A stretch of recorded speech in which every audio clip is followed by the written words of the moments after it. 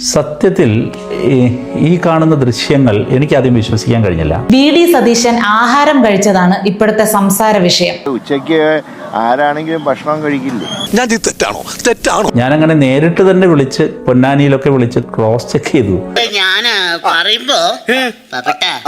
ഇങ്ങനെ ഔചിത്യമില്ലാതെ നമ്മുടെ മുഖ്യമന്ത്രി പെരുമാറുമോ എന്നതിനെ ഓർത്ത് എനിക്ക് ആദ്യം വിശ്വസിക്കാൻ പറ്റിയില്ല. ഒരിടത്ത് ഊണ് ഏർപ്പാട് ചെയ്ത് അവിടെ പോയിട്ട് ഊണ് കഴിച്ചു എന്നല്ലാതെ ഊണ് കഴിക്കുന്ന പോലും തെറ്റാണെന്നുള്ള അത് ഈ പറയുന്നത് വിഷയ ദാരിദ്ര്യത്തിന്റെ ഉദാഹരണമാണ്. എന്റെ വിചാരം മാറ്റാൻ ഞാൻ ഉദ്ദേശിക്കുന്നില്ല. സംസ്ഥാനത്ത് പലയിടത്തും വെള്ളക്കെട്ടുകളും വെള്ളപ്പൊക്ക ദുരിതവും മണ്ണിടിച്ചിലും ഒക്കെ ഉണ്ടായിക്കൊണ്ടിരിക്കുമ്പോൾ മുഖ്യമന്ത്രിക്ക് എങ്ങനെ ആഹാരം കഴിക്കാൻ കഴിഞ്ഞു?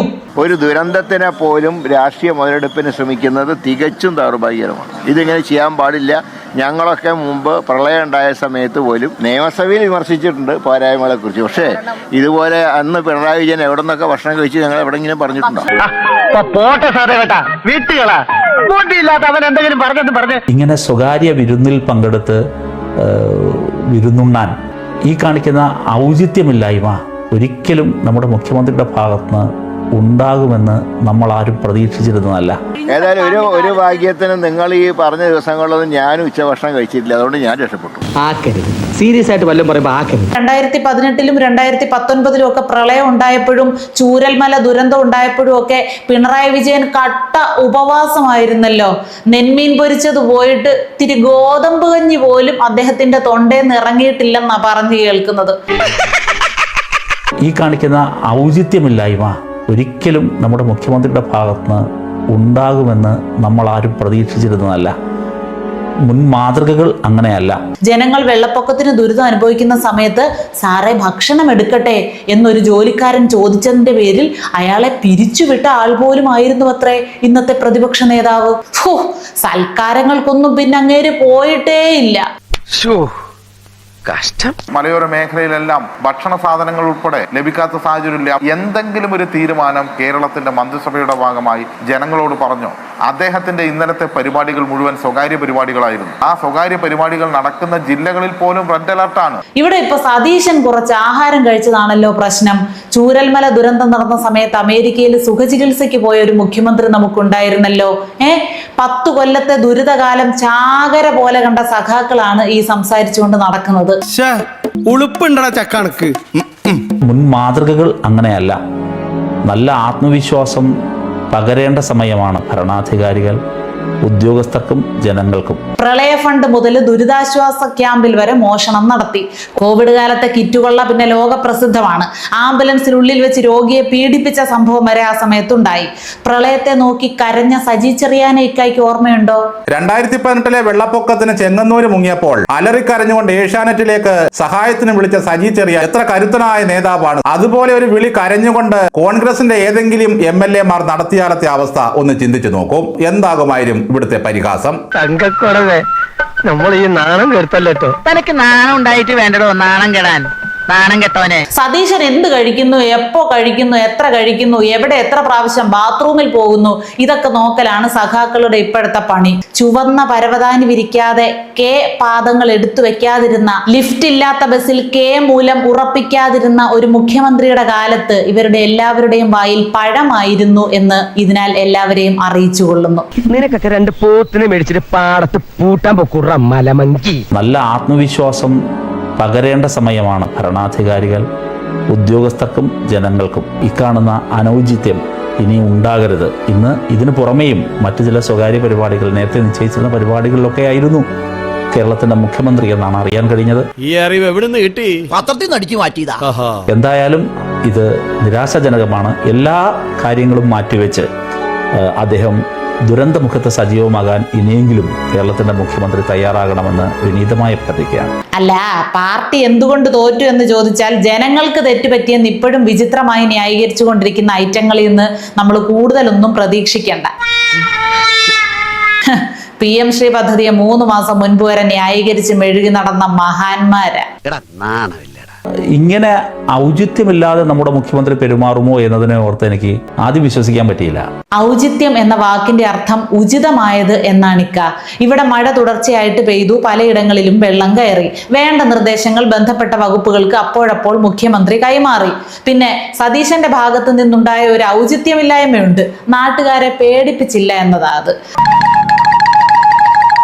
10 കൊല്ലം പ്രളയവും ദുരന്തങ്ങളും ഒക്കെ PR ചെയ്ത് മുതലാക്കിയവർക്ക് VD സതീശൻ അങ്ങനെയൊന്നും ചെയ്യാത്തതിലുള്ള പ്രയാസം നല്ലതുപോലെ ഉണ്ട്.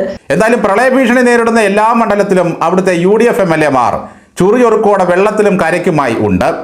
പക്ഷേ പണ്ടത്തെ PR വർക്കിന്റെ എഫക്റ്റുകളൊന്നും വേണ്ടത്ര വരുന്നില്ല എന്ന് മാത്രം.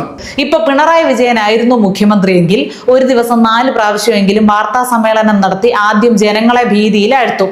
ആ ഭീതിയിൽ നിന്ന് രാഷ്ട്രീയ നേട്ടം ഉണ്ടാക്കും. ഇതാ ഒരു മഹാദുരന്തത്തിൽ നിന്ന് പിണറായി വിജയൻ ഒറ്റയ്ക്ക് കേരളത്തെ രക്ഷിച്ചിരിക്കുന്നു എന്ന രീതിയിൽ കാര്യങ്ങളെ വരുത്തി തീർക്കും. അതങ്ങനെ വരൂ, അതങ്ങനെ സംഭവിക്കൂ. പ്രളയവും കോവിഡും വന്നപ്പോൾ മറ്റുള്ളവരെല്ലാം മാറ്റി നിർത്തി ഞങ്ങളാണ് ഈ നാടിന്റെ രക്ഷകർ എന്ന് പറഞ്ഞുകൊണ്ടാണ് DYFI പിടിമുറുക്കിയത്.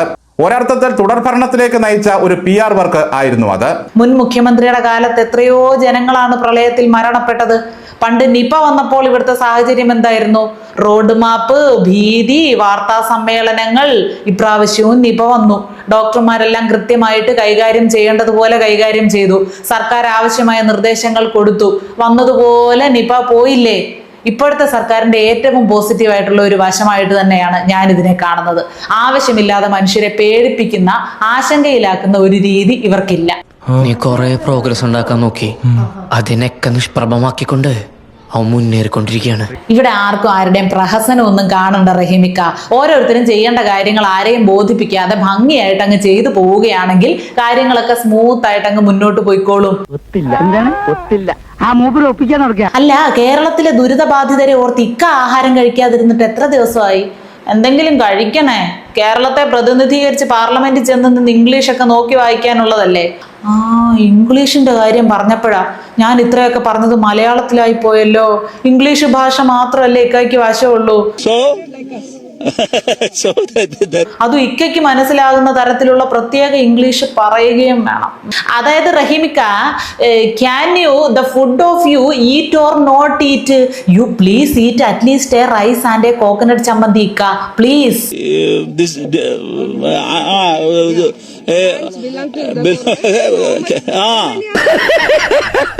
ഈ കാണിക്കുന്ന ഔചിത്യമില്ലായ്മ ഒരിക്കലും നമ്മുടെ മുഖ്യമന്ത്രിയുടെ ഭാഗത്തുനിന്ന് ഉണ്ടാകുമെന്ന്. ആഹാരം കഴിച്ചു എന്ന ഔചിത്യമില്ലായ്മ VD സതീശൻ കാണിച്ചു പോയല്ലോ ഇക്ക. ഇനിയിപ്പോ എന്ത് ചെയ്യാനാ? ഇത് തന്നെ ആവർത്തിച്ച് പറഞ്ഞുകൊണ്ടിരിക്കാതെ അങ്ങ് ക്ഷമിച്ചു കളാ. എല്ലാവർക്കും നിങ്ങളുടെ ക്യാപ്റ്റന്റെ അത്രയും കഴിവ് ഉണ്ടാകത്തില്ലല്ലോ. മഴ പെയ്യുമ്പോൾ മുഖ്യമന്ത്രി ആഹാരം കഴിക്കാതിരുന്നാലേ വെള്ളപ്പൊക്കം ഉണ്ടാകാതിരിക്കുകയുള്ളൂ എന്ന് സതീശൻ അറിയത്തില്ലായിരുന്നു. ഇത്തരം അമൂല്യമായ അറിവുകൾ നിങ്ങൾ പങ്കുവെക്കുമ്പോഴല്ലേ അദ്ദേഹവും മനസ്സിലാക്കുന്നത്. ഇനി ആവർത്തിക്കൂല കേട്ടോ. പിന്നെ ഇപ്പൊ വ്യാപകമായിട്ട് സഖാക്കൾ പ്രചരിപ്പിച്ചുകൊണ്ടിരിക്കുന്ന മറ്റൊരു സംഭവമാണ്, കുറെ ശോക ബാക്ക്ഗ്രൗണ്ട് മ്യൂസിക് ഇട്ടിട്ട് ആ തിരക്കിനിടയിൽ അമ്മയുടെ കൈവിട്ടുപോയ കുട്ടി അമ്മയെ തിരയുന്നത് പോലെ കേരളം ഇന്ന് ആ മനുഷ്യനെ തിരയുകയാണ്, പിണറായി വിജയനെ. അതിനേക്കാൾ നല്ലത് എന്റെ ശവം എടുക്കണതല്ലേ. പിണറായി വിജയനെ മാതൃകയാക്കണമെന്ന് പറഞ്ഞുകൊണ്ട് സകല കമ്മികളും കരഞ്ഞു വിളിക്കുകയാണ്. എന്റെ പൊന്നോ, ഓർമ്മിപ്പിക്കല്ലേ അത്. അങ്ങനെ ഒരു മാതൃക ചിന്തിക്കാൻ പോലും കഴിയില്ല ഇനി കേരളത്തിന്. ഇയാളെ ഇനി നമ്മൾ വിശ്വസിക്കൂല. കള്ളെ, കാട്ടുകളെ. ഇതൊക്കെ പടച്ചു വിടുന്നവന്മാർക്ക് ഒരു ഉളുപ്പില്ല എന്ന് അറിയാൻ വയ്യാത്തത്. ആ ചൂരൽമലയിലെ ദുരന്ത ബാധിതരിൽ എത്ര പേർക്ക് വീട് കിട്ടിയെന്ന് ഈ സമയത്ത് അന്വേഷിക്കാമായിരുന്നല്ലോ കമ്മികളെ. പിണറായി വിജയൻ ഇല്ലെങ്കിൽ കേരളം ഇല്ല എന്നതുപോലെയുള്ള വാഴ്ത്തുപാട്ടുകൾ VD സതീശൻ ഇപ്പൊ ഇറക്കാത്തതിന്റെ പ്രശ്നമാണ് സഖാക്കൾക്ക്. വല്ല കാര്യമുണ്ടോ? എന്തിനാണ് ഇങ്ങനെ ഇല്ലാന്ന് നടക്കുന്നത്? സാധാരണ ഒരു ദുരന്തമൊക്കെ വരുമ്പോൾ ആളുകൾ രാഷ്ട്രീയവും ജാതിയും മതവും ഒന്നും നോക്കാതെ അതിനെ നേരിടാൻ ഒറ്റക്കെട്ടായിട്ട് നിൽക്കുകയാണ് കേരളത്തിൽ ചെയ്യാറുള്ളത്. ഇത്തവണയും അങ്ങനെ തന്നെയാണ് സാധാരണ മനുഷ്യരൊക്കെ ചെയ്തിട്ടുള്ളത്. പക്ഷെ കമ്മികളുടെ പ്രാക്ക് കൊണ്ട് നിറയുകയാണ് പല സോഷ്യൽ മീഡിയ പോസ്റ്റുകളും. അനുഭവിക്കും കേരളത്തിലുള്ളവർ അനുഭവിക്കട്ടെ, ഇനി ഇതിനപ്പുറവും അനുഭവിക്കേണ്ടി വരും എന്നൊക്കെ പറഞ്ഞങ്ങ് പ്രാകുകയാ.